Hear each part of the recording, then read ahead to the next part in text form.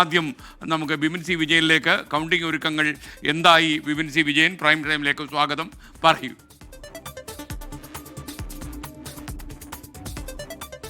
Thank you SKN. രാഷ്ട്രീയ കേരളം ഉറ്റുനോക്കുന്ന നിലമ്പൂർ ഉപതെരഞ്ഞെടുപ്പിന്റെ വോട്ടെണ്ണലിനുള്ള എല്ലാ ഒരുക്കങ്ങളും പൂർത്തിയായതായി ജില്ലാ ഭരണകൂടം അറിയിച്ചു കഴിഞ്ഞു. മാർത്തോമ ഹയർ സെക്കൻഡറി സ്കൂളിൽ വെച്ചാണ് ഈ വോട്ടെണ്ണൽ നടക്കുക. രാവിലെ 7:30 സ്ട്രോങ് റൂം തുറക്കും.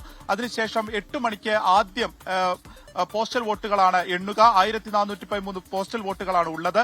ഇത് എണ്ണിക്കഴിഞ്ഞ് ഏകദേശം 8:10 കൂടി തന്നെ EVM മെഷീനുകളിലെ വോട്ടുകൾ എണ്ണിത്തുടങ്ങും. ആദ്യ ഫല സൂചനകൾ ഒരു 8:15 കൂടി തന്നെ എത്തുമെന്നുള്ളതാണ് പ്രതീക്ഷിക്കുന്നത്. ആദ്യം എണ്ണുന്നത് വഴിക്കടവ് പഞ്ചായത്തിലെ വോട്ടുകളായിരിക്കും. അവസാനമായി അമരമ്പലം പഞ്ചായത്ത്. ഇങ്ങനെയാണ് ക്രമീകരിച്ചിരിക്കുന്നത്.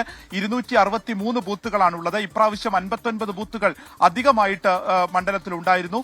അതുകൊണ്ട് തന്നെ 1 മുതൽ 46 വരെ അങ്ങനെ ഓരോ ക്രമത്തിലായിരിക്കും ഒരു പഞ്ചായത്തിന്റേതായി എണ്ണുക.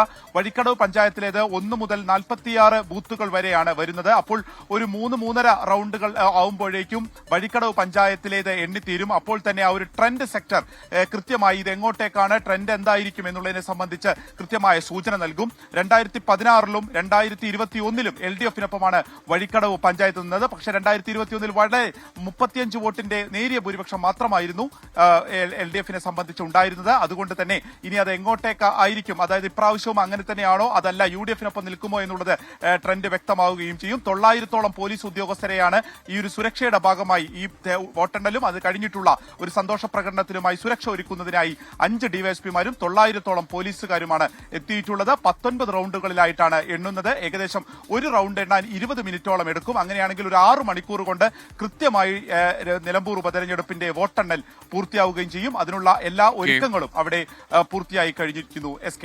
ബിപിൻ സി വിജയനാണ് വിവരങ്ങൾ നൽകിയത്.